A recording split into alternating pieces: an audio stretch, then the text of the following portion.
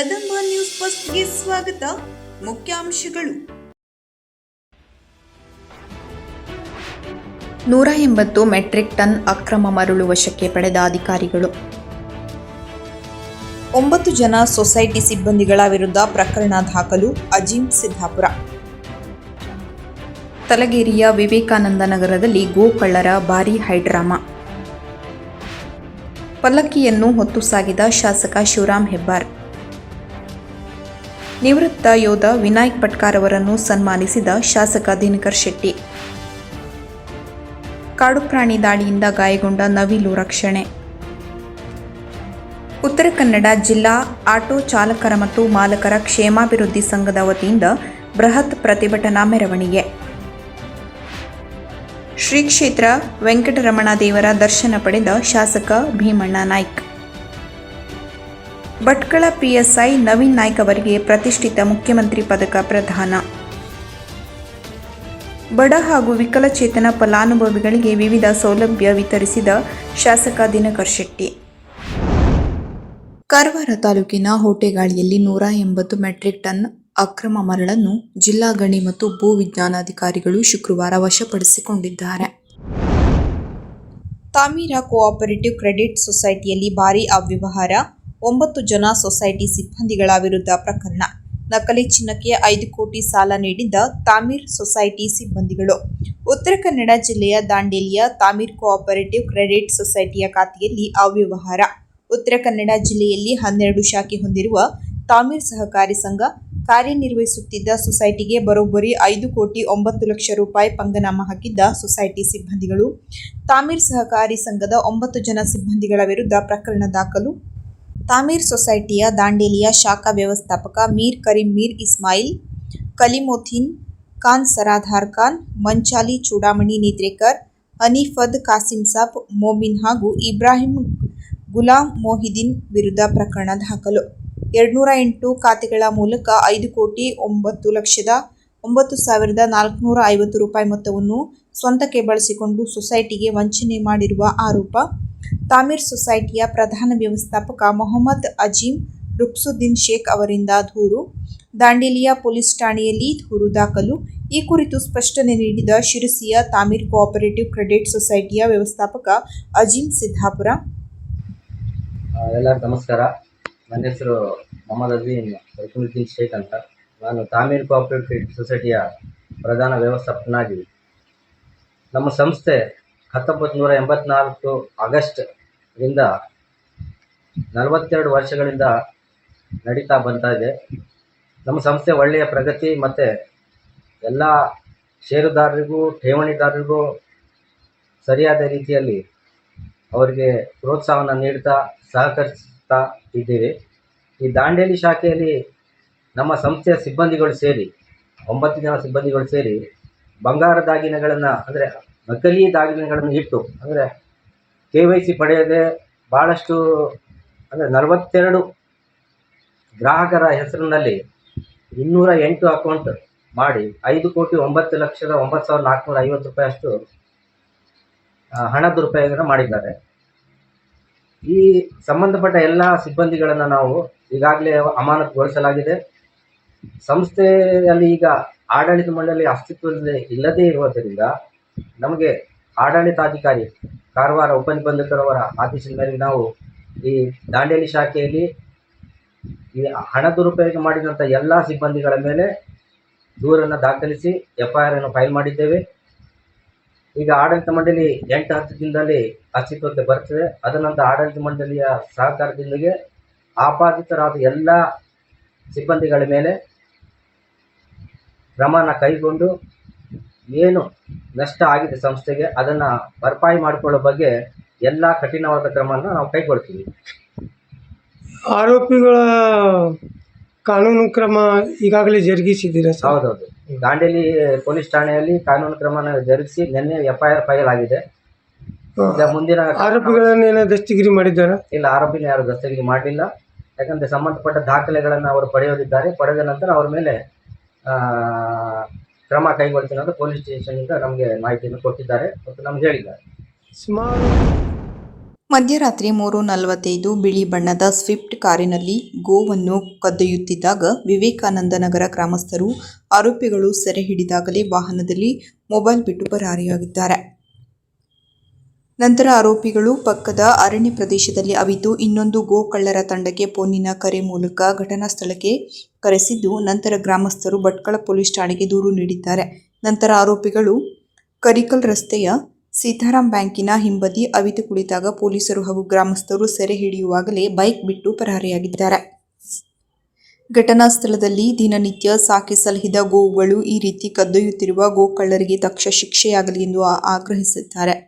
ಆರೋಪಿಗಳ ಹೈಡ್ರಾಮಕ್ಕೆ ಗ್ರಾಮಸ್ಥರೇ ಸುಸ್ತು. 5 ಆರೋಪಿಗಳ ಸ್ವಿಫ್ಟ್ ಕಾರ್ ಅಸಲಿ ನಂಬರ್ ಜೊತೆ ಇನ್ನೊಂದು ಅಂದರೆ ಹಿಂದೂಗಳ ಹೆಸರಿರುವ ನಂಬರ್ ಪ್ಲೇಟ್ ಹಾಕಿ ಭಾರೀ ಹೈಡ್ರಾಮಾ ಸೃಷ್ಟಿಸಿದ್ದಾರೆ. ಭಾರೀ ದಿನದಿಂದ ಜಾಲಿ ತಲಗೇರಿಯ ಗ್ರಾಮಸ್ಥರು ಗೋಕಳ್ಳರನ್ನ ಹಿಡಿಯಲೇಬೇಕು ಎಂದು ಶಪಥ ಮಾಡಿದ್ದರೂ ಇಂದು ಮಧ್ಯರಾತ್ರಿ ಅದು ಯಶಸ್ವಿಯಾಗಿದೆ. ಇನ್ನು ಪೊಲೀಸರು ಗೋಕಳ್ಳರನ್ನು ಯಾವ ರೀತಿ ತನಿಖೆಗೆ ಒಳಪಡಿಸಿ ಸೆರೆ ಹಿಡಿಯುತ್ತಾರೆ ಎಂದು ಕಾದು ನೋಡಬೇಕಿದೆ.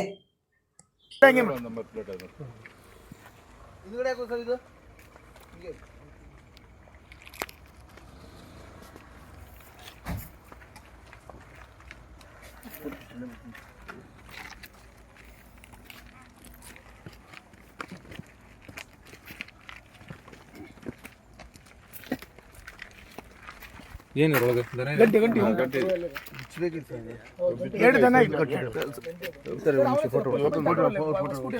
ಅವರೇ ಬ್ರೋ ಅವ್ರ ಪೋಸ್ಟ್ ನಾವು ಅವಾಗ ಅಡ್ಡಕ್ಕೆ ಬಂದು ನಿಕ್ಕಿ ನಾನು ಅವರಲ್ಲ ಕರು ಬಂದಾರೆ ಕರ್ಲಿಕ್ಕೆ ಬಂದಾರ ಅವರು ಇನ್ನೂ ಇದ್ದಾರೆ ಅವರು ಅಂತಂದಲ್ಲ ಸ್ಟೇಷನ್ ಕನ್ಫರ್ಮ್ ಮಾಡಿ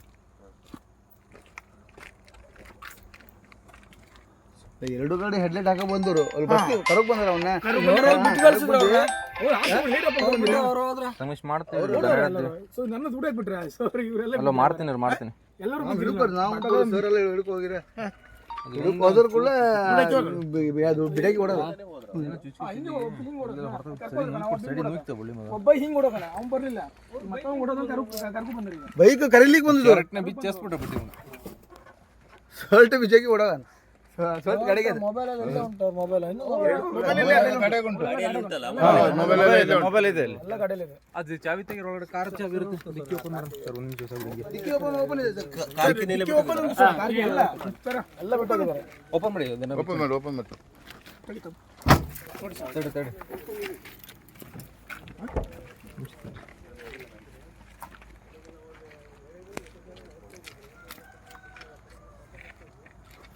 ಅದು ಬಳ್ಳಿ ಸ್ವಲ್ಪ ಲೂಸ್ ಮಾಡಾಕಿ ಸರ್ ಅದು ಸಿಕ್ಕಾಪಟ್ಟೆ ಟೈಟ್ ಆಗಿದೆ.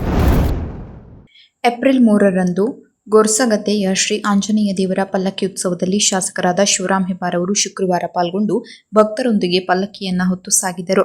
ಈ ಸಂದರ್ಭದಲ್ಲಿ ಅವರು ದೇವರ ದರ್ಶನ ಪಡೆದು ವಿಶೇಷ ಪೂಜೆ ಸಲ್ಲಿಸಿ ಕ್ಷೇತ್ರದ ಒಳಿತಿಗಾಗಿ ಪ್ರಾರ್ಥನೆ ಸಲ್ಲಿಸಿದರು. ಭಾರತೀಯ ಸೇನೆಯಲ್ಲಿ ಸುದೀರ್ಘ 24 ವರ್ಷ ಸೇವೆ ಸಲ್ಲಿಸಿ ನಿವೃತ್ತಿ ಹೊಂದಿ ಶುಕ್ರವಾರ ತಮ್ಮ ಹುಟ್ಟೂರಿಗೆ ಆಗಮಿಸಿದ ವೀರ ಯೋಧರಾದ ಶ್ರೀ ವಿನಾಯಕ್ ಪಟ್ಕಾರ್ ಅವರನ್ನು ಶಾಸಕ ದಿನಕರ್ ಶೆಟ್ಟಿ ಅವರು ವಿಜೃಂಭಣೆಯಿಂದ ಸ್ವಾಗತಿಸಿ ಸನ್ಮಾನಿಸಿದರು. ಈ ಸಂದರ್ಭದಲ್ಲಿ ಬಿಜೆಪಿ ಕಾರ್ಯಕರ್ತರು ಹಾಗೂ ಸಾರ್ವಜನಿಕರು ಉಪಸ್ಥಿತರಿದ್ದರು. ಸ್ಥಳೀಯ ಮಹಾಸತಿ ದೇವರಿಗೆ ನಮಸ್ಕರಿಸಿ ಇವತ್ತಿನ ಈ ಒಂದು ಶುಭ ದಿನದ ಶುಭ ಗಳಿಗೆಯಲ್ಲಿ ನಮ್ಮ ದೇಶವನ್ನ ರಕ್ಷಣೆ ಮಾಡಿದಂತ ಸುಮಾರು 24 ವರ್ಷ ಸೇವೆಯನ್ನ ಸಲ್ಲಿಸಿ ನಿವೃತ್ತಿಯನ್ನು ಹೊಂದಿ ಇವತ್ತು ಕುಮಟಕ್ಕೆ ಆಗಮಿಸಿದ್ದಾರೆ. ಮೊಟ್ಟ ಮೊದಲನೇದಾಗಿ ನಾನು ವಿನಾಯಕ್ ಪಟ್ಕಾರ್ ಅವರ ತಂದೆ ತಾಯಿಯಂದಿರಿಗೆ ನಾನು ಕುಮಟಾ ಜನತೆಯ ಪರವಾಗಿ ಮತ್ತು ನಮ್ಮ ದೇಶದ ಜನತೆಯ ಪರವಾಗಿ ಅವರಿಗೊಂದು ಧನ್ಯವಾದಗಳನ್ನು ನಾನು ಹೇಳಲಿಕ್ಕೆ ಬಯಸ್ತಾ ಇದ್ದೇನೆ. ಡಿಎಫ್ಎ ಮೈದಾನದ ಹಿಂದೆ ಬುಧವಾರ ಗಾಯಗೊಂಡಿದ್ದ ನವಿಲುವೊಂದನ್ನು ರಕ್ಷಿಸಿ ಪ್ರಾಥಮಿಕ ಚಿಕಿತ್ಸೆ ನೀಡಿ ಅರಣ್ಯ ಇಲಾಖೆಗೆ ಒಪ್ಪಿಸಿದ ಘಟನೆ ನಡೆದಿದೆ. ನಿತ್ರಾಣಗೊಂಡಿದ್ದ ನವಿಲು ಹಾರಲು ಕಷ್ಟಪಡುತ್ತಿದ್ದು ಅದನ್ನು ನೋಡಿದ ಪ್ರಕಾಶ್ ಶೆಟ್ಟಿ ಹಾಗೂ ಅವರ ಗೆಳೆಯರು ಉರಗ ತಜ್ಞ ರಜಾಕ್ ಶಾಹ ಹಾಗೂ ಅರಣ್ಯ ಇಲಾಖೆಗೆ ಮಾಹಿತಿ ನೀಡಿದ್ದಾರೆ. ಸ್ಥಳಕ್ಕೆ ಆಗಮಿಸಿದ ನವಿಲನ್ನು ರಕ್ಷಿಸಿ ಅಗತ್ಯ ಆರೈಕೆ ಮಾಡಿದ್ದಾರೆ.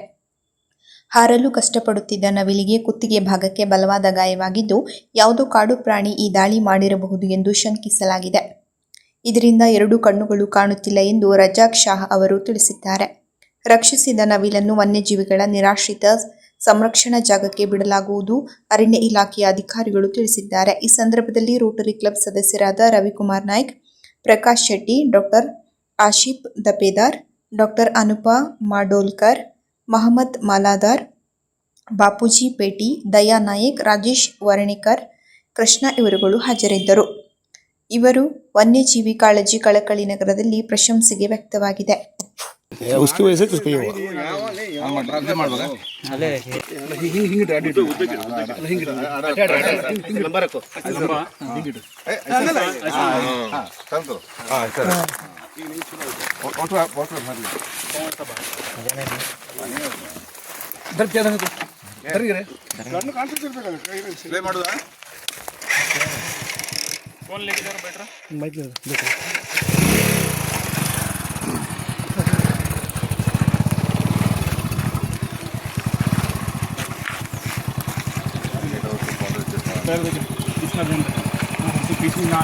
बिल्कुल मोर के नज़दीक हूँ. अब मैं उसको कभी भी हाथ में पकड़ सकता हूँ, लेकिन कुछ गड़बड़ ना हो इसीलिए मैंने अपना मोबाइल जो है पीछे मेरे सहयोगी को दे दी.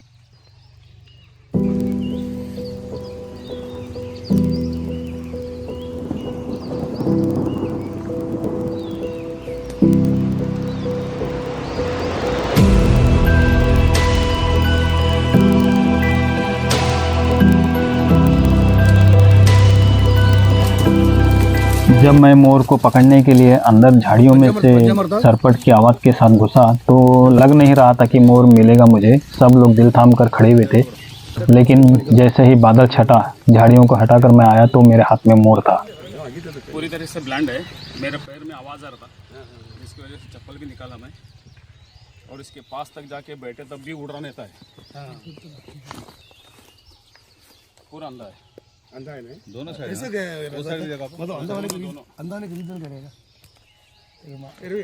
हो सकता है किसी जानवर ने अटैक किया हो इसको.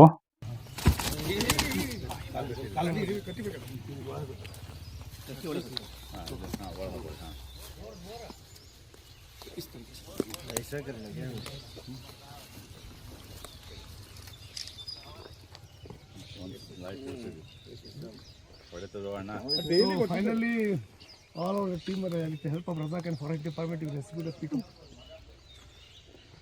ब्लाइंड पुलिस रोग है वो हो सकता है वैसा कुछ हुआ रहेगा, लेकिन पूरा अगर ತಾಲೂಕಿನ ಶೇಜುವಾಡದಲ್ಲಿರುವ ಗೋ ಗ್ಯಾಸ್ ಪಂಪ್ನಲ್ಲಿ ಕಳೆದ 6 ದಿನಗಳಿಂದ ಎಲ್ಪಿಜಿ ಗ್ಯಾಸ್ ವಿತರಣೆ ಸಂಪೂರ್ಣ ಸ್ಥಗಿತಗೊಂಡಿದ್ದು ಆಟೋ ರಿಕ್ಷಾ ಚಾಲಕರು ಹಾಗೂ ಸಾರ್ವಜನಿಕರು ತೀವ್ರ ಸಂಕಷ್ಟಕ್ಕೆ ಸಿಲುಕಿದ್ದಾರೆ.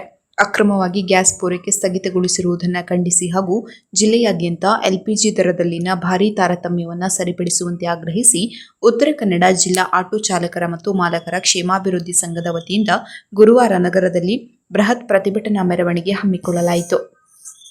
ಕಾರವಾರ ಬಸ್ ನಿಲ್ದಾಣದ ವೃತ್ತದಿಂದ ಆರಂಭವಾದ ಮೆರವಣಿಗೆಯಲ್ಲಿ 30ಕ್ಕೂ ಅಧಿಕ ಮಂದಿ ಆಟೋ ಚಾಲಕರು ಮಾಲಕರು ಆಟೋದೊಂದಿಗೆ ಘೋಷಣೆಗಳನ್ನು ಕೂಗುತ್ತಾ ಸಾಗಿ ಜಿಲ್ಲಾಧಿಕಾರಿ ಕಚೇರಿ ಎದುರು ಜಮಾಯಿಸಿದರು. ಈ ವೇಳೆ ಮಾತನಾಡಿದ ಜಿಲ್ಲಾಧ್ಯಕ್ಷ ವಿಶ್ವನಾಥ್ ಗೌಡ, ಜಿಲ್ಲೆಯ ವಿವಿಧ ತಾಲೂಕುಗಳಾದ ಭಟ್ಕಳ, ಕುಮಟಾ, ಅಂಕೋಲಾ ಮತ್ತು ಶಿರಸಿಯಲ್ಲಿ ಎಲ್ಪಿಜಿ ಗ್ಯಾಸ್ ದರವು ಪ್ರತಿ ಲೀಟರಿಗೆ 62 ರಿಂದ 100 ರೂಪಾಯಿಗಳವರೆಗೆ ತೀವ್ರ ವ್ಯತ್ಯಾಸವನ್ನು ಹೊಂದಿದೆ. ಕೆಲವು ಖಾಸಗಿ ಗ್ಯಾಸ್ ಪಂಪ್ ಮಾಲೀಕರು ಅಮೆರಿಕ, ಇಸ್ರೇಲ್ ಮತ್ತು ಇರಾನ್ ನಡುವಿನ ಯುದ್ಧದ ಪರಿಸ್ಥಿತಿಯನ್ನೇ ಬಂಡವಾಳವನ್ನಾಗಿರಿಸಿಕೊಂಡು ದರ ಏರಿಕೆ ಮಾಡುವ ಮೂಲಕ ಹಗಲು ದರೋಡೆ ಮಾಡುತ್ತಿದ್ದಾರೆ ಎಂದು ಆಕ್ರೋಶ ವ್ಯಕ್ತಪಡಿಸಿದರು. ಪ್ರತಿಭಟನೆಯ ಎಚ್ಚರಿಕೆ ನೀಡಿದಾಗ ಮಾತ್ರ ದರ ಕಡಿಮೆ ಮಾಡಿ ನಂತರ ಮತ್ತೆ ಗ್ಯಾಸ್ ವಿತರಣೆ ಸ್ಥಗಿತಗೊಳಿಸಿ ಚಾಲಕರ ದೈನಂದಿನ ಜೀವನದ ಜೊತೆ ಆಟವಾಡಲಾಗುತ್ತಿದೆ ಎಂದು ಆರೋಪಿಸಿದರು. ಪ್ರಧಾನ ಕಾರ್ಯದರ್ಶಿ ಉದಯ್ ನಾಯ್ಕ್ ಮಾತನಾಡಿ, ಕಳೆದ 6 ದಿನಗಳಿಂದ ಗ್ಯಾಸ್ ಸಿಗದೆ ಆಟೋಗಳನ್ನು ರಸ್ತೆಗಿಳಿಸಲಾಗಿದೆ. ಚಾಲಕರು ಆದಾಯವಿಲ್ಲದೆ ಪರದಾಡುತ್ತಿದ್ದಾರೆ. ಈ ಬಗ್ಗೆ ಅಧಿಕಾರಿಗಳು ಮತ್ತು ಜನಪ್ರತಿನಿಧಿಗಳು ಗಮನ ಹರಿಸದೆ ಮೌನವಾಗಿರುವುದು ಆಟೋ ಕಾರ್ಮಿಕ ವರ್ಗಕ್ಕೆ ಮಾಡಿದ ಅವಮಾನ ಎಂದು ಕಿಡಿಕಾರಿದರು. ಜಿಲ್ಲೆಯ ಎಲ್ಲ ಪಂಪ್ಗಳಲ್ಲಿ ಏಕರೂಪದ ದರ ನಿಗದಿಪಡಿಸಬೇಕು ಮತ್ತು ನಿರಂತರ ಗ್ಯಾಸ್ ಪೂರೈಕೆಗೆ ಕ್ರಮ ಕೈಗೊಳ್ಳಬೇಕು ಎಂದು ಅವರು ಆಗ್ರಹಿಸಿದರು. ಈ ಹಿಂದೆಯೇ ಫೆಬ್ರವರಿ 10, 2026ರಂದು ಈ ಬಗ್ಗೆ ಪತ್ರ ಬರೆದಿದ್ದರೂ ಯಾವುದೇ ಕ್ರಮ ಕೈಗೊಳ್ಳದ ಹಿನ್ನೆಲೆಯಲ್ಲಿ ಇಂದು ಅನಿವಾರ್ಯವಾಗಿ ಬೀದಿಗಿಳಿದು ಹೋರಾಟ ಮಾಡಲಾಗುವುದಾಗಿದೆ ಎಂದು ತಿಳಿಸಿದರು.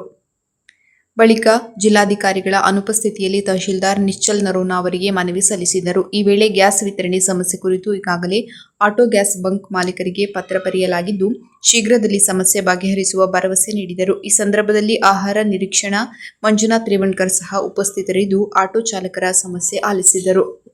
6 ದಿನಗಳಿಂದ ಆಟೋ ರಿಕ್ಷಾಗಳಿಗೆ LPG ಗೋ ಗ್ಯಾಸ್ ಪಂಪ್ನವರು ವಿತರಣೆಯನ್ನು ಕೂಡ ಮಾಡ್ತಿದ್ರು. ಆದರೆ 6 ದಿನಗಳಿಂದ ಅವರು ಸ್ಥಗಿತಗೊಳಿಸಿದ್ದಾರೆ. ಕಾರಣವನ್ನು ಕೇಳಿದ್ರೆ ನಿನ್ನೆ ದಿನಗಳಿಂದ ಕೂಡ ನಾವು ಈಗ ಅಧಿಕಾರಿಗಳ ಜೊತೆ ನಿರಂತರವಾಗಿ ಚರ್ಚೆಯಲ್ಲಿ ಕೂಡ ಇಟ್ಟಿದ್ದೀವಿ. ಅವ್ರೀಗ ಉತ್ತರ ಕನ್ನಡ ಜಿಲ್ಲೆಯಲ್ಲಿ ಏನಾಗ್ತಿದೆ ಅಂತ ಹೇಳಿದ್ರೆ ಎಲ್ಲಾ ಪಂಪ್ಗಳಲ್ಲಿ ಒಂದೊಂದು ರೀತಿ ದರದಲ್ಲಿ ಈಗ ಹಗಲು ಗ್ಯಾಸ್ಗಳನ್ನು ಏರಿಸಿ ಹಗಲು ದರೋಡೆ ಮಾಡ್ತಾ ಇದ್ದಾರೆ. ಅದೇ ರೀತಿ ಇವತ್ತು ಕಾರವಾರದವರು ಬೆಳಗ್ಗೆ 11 ಗಂಟೆಗೆ ನಮ್ಗೆ ದೂರವಾಣಿ ಮುಖಾಂತರ ಸಂಪರ್ಕಿಸಿ 130 ರೂಪಾಯಿ ಆದ್ರೆ ಗ್ಯಾಸ್ ಅದು ನಾವು ನಿಮ್ಗೆ ತರಿಸ್ಕೊಡ್ತಾರೆ, ನೀವು ಗಲಾಟೆ ಮಾಡಬಾರ್ದು ಅಂತ ಹೇಳ್ಕೊಂಡು ನಮಗೆ ಒಂದು ರೀತಿ ಬ್ಲ್ಯಾಕ್ ಮೇಲ್ ಮಾಡ್ತಾ ಇದ್ದಾರೆ. ಇದು ನಾವು ಕಾಣಿಸ್ತೇವೆ ಅವರನ್ನು. ಈಗ ನಾವು ಅವರಲ್ಲಿ ವಿನಂತಿಕೊಳ್ಳೋದೇನೆಂದ್ರೆ ಜಿಲ್ಲೆಯಲ್ಲಿ ಯಾವ ರೀತಿ ದರಗಳಿದೆಯಲ್ಲ ಅದೇ ರೀತಿ ನೀವು ದರದಲ್ಲಿ ಕೂಡಲೇ ನೀವು ಗ್ಯಾಸ್ ಅನ್ನು ವಿತರಣೆ ಮಾಡಲು ಈಗ ಅಧಿಕಾರಿಗಳಿರ್ಬೋದು, ಜನಪ್ರತಿನಿಧಿಗಳು ಅದ್ರ ಬಗ್ಗೆ ಕ್ರಮ ಕೈಗೊಳ್ಳಬೇಕು. ನಾವೀಗ ಜನಪ್ರತಿನಿಧಿಗಳು ಮತ್ತು ಅಧಿಕಾರಿಗಳು ಯಾಕೆ ಈ ವಿಷಯನ ಹೇಳ್ತಿದ್ದಾರೆ ಈ ಕಡೆ ನಾವು ಕಳೆದ ಒಂದು 20 ದಿನಗಳಿಂದ ಈಗ ಅವ್ರಿಗೆ ಗೊತ್ತಿಲ್ಲ. ಈಗ ನೋಡಿ, ಜನಪ್ರತಿನಿಧಿಗಳಂತ ಹೇಳಿದ್ರೆ ಯಾವ್ದಾದ್ರು ತಮ್ಮ ಪಕ್ಷಗಳ ಸುದ್ದಿಗಳು ಬಂತಂತ ಹೇಳಿದ್ರೆ ದಿನನಿತ್ಯ ಅವ್ರು ಏನ್ ಮಾಡ್ತಾರೆ ಕೇಳಿದ್ರೆ ಮೀಟಿಂಗು ಅದನ್ನ ಮಾಡ್ತಾರೆ. ಬಟ್ ನಾವು ಈ ರೀತಿ ದುಡಿದು ಇವತ್ತು ನಾಳೆ ಸಾಯುವಂತ ಪರಿಸ್ಥಿತಿ ಇದ್ರು ಕೂಡ ಜನಪ್ರತಿನಿಧಿಗಳು ತಮ್ಗೆ ಮೌನ ವಹಿಸಿರುವುದು ಯಾಕೆ? ಅದು ನಮಗೊಂದು ನಿರ್ಧಾರ. ಆ ಹಿನ್ನೆಲೆಯಲ್ಲಿ ಕೂಡ ಈಗ ಜನಪ್ರತಿನಿಧಿಗಳು ಕೂಡ ಇದ್ರ ಬಗ್ಗೆ ಗಮನಿಸಿ ಸ್ಥಳೀಯ ಶಾಸಕರು ಇರ್ಬೋದು ಅಥವಾ ಜಿಲ್ಲೆಯ ಎಲ್ಲ ತಾಲೂಕಿನ ಶಾಸಕರು, ಉಸ್ತುವಾರಿ ಮಿನಿಸ್ಟ್ರು ಮತ್ತೆ ಸಂಸದರು, ಸಚಿವರು ಇದ್ರ ಬಗ್ಗೆ ಕೂಡಲೇ ಅವರು ಗಮನ ಹರಿಸಿ ನಮ್ಗೆ ಒಂದ್ ವೇಳೆ ಅವ್ರ ಗ್ಯಾಸ್ ಅನ್ನು ವಿತರಣೆ ಇದೇ ರೀತಿ ವಿಳಂಬ ಮಾಡಿದಲ್ಲಿ ನಾವು ಮುಂದಿನ ದಿನಗಳಲ್ಲಿ ಅವ್ರ ಮನೆ ಕೂಡ ನಾವು ಗೆರವು ಹಾಕ್ಲಿಕ್ಕೆ ನಾವು ಹಿಂದೆ ಮುಂದೆ ನಾವು ಆಲೋಚನೆ ಮಾಡುವುದಿಲ್ಲ. ನನ್ನ ಹೆಸರು ವಿಶ್ವನಾಥ್ ಎಸ್ ಗೌಡ, ಉತ್ತರ ಕನ್ನಡ ಜಿಲ್ಲಾ ಆಟೋ ಚಾಲಕರ ಮಾಲಕರ ಸಂಘದ ಅಧ್ಯಕ್ಷ. ಹೆಚ್ಚಿನ ದರಕ್ಕೆ ಗ್ಯಾಸ್ ಅನ್ನು ವಿತರಣೆ ಮಾಡುತ್ತಿದ್ದು ಅದನ್ನು ಕೇಳಿ ಪ್ರತಿಮೆ ಎಂದು ತಿಳಿಸಿದಾಗ ಗ್ಯಾಸ್ ಅನ್ನು ಕಡಿಮೆ ಮಾಡಿ ಸ್ವಲ್ಪ ಹೊತ್ತು ಗ್ಯಾಸ್ ವಿತರಿಸಿ ನಂತರ ವಿತರಣೆ ಮಾಡಿದ ಜಿಲ್ಲೆಯ ಆಟೋ ರಿಕ್ಷಾ ಚಾಲಕರ ಹಾಗೂ ಇತರ ವಾಹನಗಳಿಗೆ ಹಾಗೂ ಸಾರ್ವಜನಿಕರಿಗೆ ದರವನ್ನು ಹೆಚ್ಚಿಸಿ ಹಗಲು ದರೋಡೆ ಮಾಡುತ್ತಿದ್ದಾರೆ. ಹಾಗೂ ಆಟೋ ಚಾಲಕರಿಗೆ ಮಾನ್ಯ ಜಿಲ್ಲಾಧಿಕಾರಿಗಳಿಗೆ ಕೂಡ 10/2/2026 ಪತ್ರದ ಮೂಲಕ ತಿಳಿಸಿದ್ದು ಇರುತ್ತದೆ. ಆ ಹಿನ್ನೆಲೆಯಲ್ಲಿ ಇನ್ನು ಮುಂದೆ ಜಿಲ್ಲೆಯ ಕುಮಟಾ, ಭಟ್ಕಳ, ಅಂಕೋಲಾ, ಶಿರ್ಸಿ ಭಾಗದಲ್ಲಿಯೂ ಕೂಡ ಅದೇ ರೀತಿ ಕಾರವಾರದ ತಾವುಗಳು ಕೇಂದ್ರ ಹಾಗೂ ರಾಜ್ಯ ಸರ್ಕಾರಗಳ ಗಮನಕ್ಕೆ ತಂದು ಆಟೋ ರಿಕ್ಷಾ ಚಾಲಕರಿಗೆ ಹಾಗೂ ಜನಸಾಮಾನ್ಯರಿಗೆ ತೊಂದರೆ ಆಗದಂತೆ LPG ಗ್ಯಾಸ್ಗಳನ್ನು ಎಲ್ಲ ಪಂಪ್ಗಳಲ್ಲೂ ಜಿಲ್ಲೆಯಲ್ಲಿ ಒಂದೇ ರೀತಿಯ ದರದಲ್ಲಿ ಗ್ಯಾಸ್ ಪೂರೈಸಲು ಕ್ರಮ ಕೈಗೊಳ್ಳಬೇಕಾಗಿ ತಮ್ಮಲ್ಲಿ ವಿನಂತಿಸಿಕೊಳ್ಳುವುದರ ಜೊತೆಗೆ ಆಟೋ LPG ಗ್ಯಾಸ್ ಪಂಪ್ ಅನ್ನ ಪ್ರಾರಂಭ ಮಾಡಿದ್ರೆ ಆಟೋ ಚಾಲಕರಿಗೆ ಮತ್ತು ಇಲ್ಲಿಯ ಸಾರ್ವಜನಿಕರು ಕೂಡ ಒಳ್ಳೆಯದಾಗ್ತದೆ ಅಂತ ಹೇಳ್ತಾ ನಾವು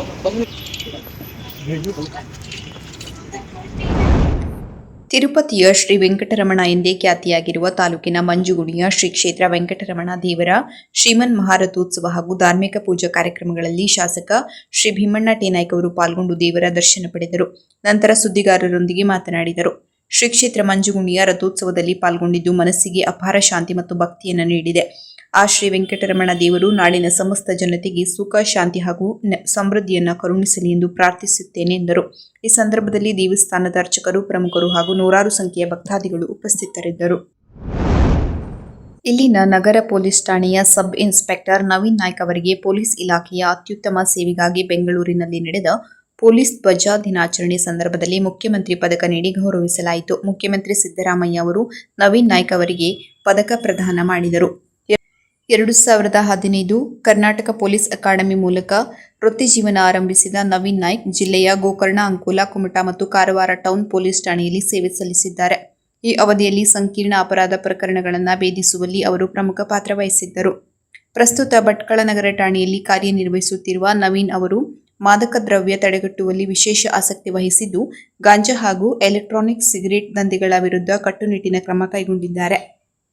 ಬೆಂಗಳೂರಿನಲ್ಲಿ ನಡೆದ ಸಮಾರಂಭದಲ್ಲಿ ಗೃಹ ಸಚಿವ ಜಿ. ಪರಮೇಶ್ವರ್, ರಾಜ್ಯ ಪೊಲೀಸ್ ಮಹಾನಿರ್ದೇಶಕ ಎಂಎ ಸಲೀಂ ಸೇರಿದಂತೆ ಉನ್ನತ ಪೊಲೀಸ್ ಅಧಿಕಾರಿಗಳು ಉಪಸ್ಥಿತರಿದ್ದು, ರಾಜ್ಯದಾದ್ಯಂತ ಆಯ್ಕೆಯಾದ 153 ಪೊಲೀಸ್ ಅಧಿಕಾರಿಗಳ ಪೈಕಿ ನವೀನ್ ನಾಯ್ಕ್ ಅವರು ಒಬ್ಬರಾಗಿದ್ದು, ಇವರ ಈ ಸಾಧನೆಗೆ ಭಟ್ಕಳದ ಸಾರ್ವಜನಿಕರು ಹಾಗೂ ಇಲಾಖೆಯ ಸಹೋದ್ಯೋಗಿಗಳು ಅಭಿನಂದನೆ ಸಲ್ಲಿಸಿದ್ದಾರೆ. ಏಪ್ರಿಲ್ 4ರಂದು ಶಾಸಕರಾದ ದಿನಕರ್ ಕೆ. ಶೆಟ್ಟಿ ಅವರು ಶನಿವಾರ ನಗರದ ಪುರಸಭೆ ಕಾರ್ಯಾಲಯದಲ್ಲಿ ಮುಖ್ಯಮಂತ್ರಿಗಳ ನಗರೋತ್ಥಾನ 4ರ ಯೋಜನೆಯಡಿ ಪುರಸಭೆ ವ್ಯಾಪ್ತಿಯ ಪರಿಶಿಷ್ಟ ಜಾತಿ, ಪರಿಶಿಷ್ಟ ಪಂಗಡ, ಇತರೆ ಬುಡ ಹಾಗೂ ವಿಕಲಚೇತನ ಫಲಾನುಭವಿಗಳಿಗೆ ವಿವಿಧ ಸೌಲಭ್ಯ ವಿತರಿಸಿದರು. ಈ ಸಂದರ್ಭದಲ್ಲಿ ನಗರಸಭೆ ಅಧಿಕಾರಿಗಳು ಹಾಗೂ ಫಲಾನುಭವಿಗಳು ಉಪಸ್ಥಿತರಿದ್ದರು. ಕೊನೆಯಲ್ಲಿ ಮತ್ತೊಮ್ಮೆ ಮುಖ್ಯಾಂಶಗಳು.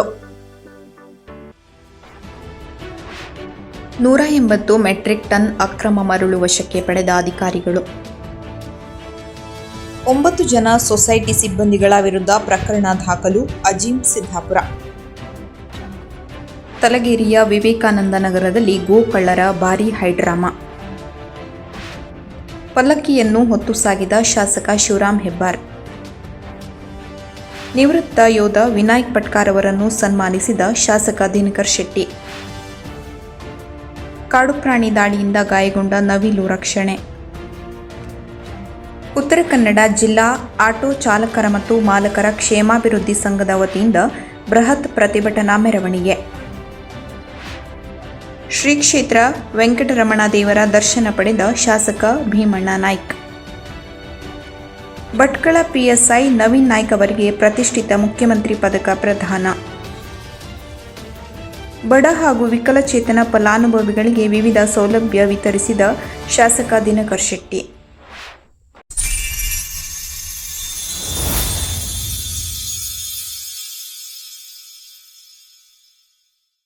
ಕದಂಬ ನ್ಯೂಸ್ ಫಸ್ಟ್, ನಿರ್ಭೀತಿಯಿಂದ ನಿಮ್ಮ ಪರವಾಗಿ.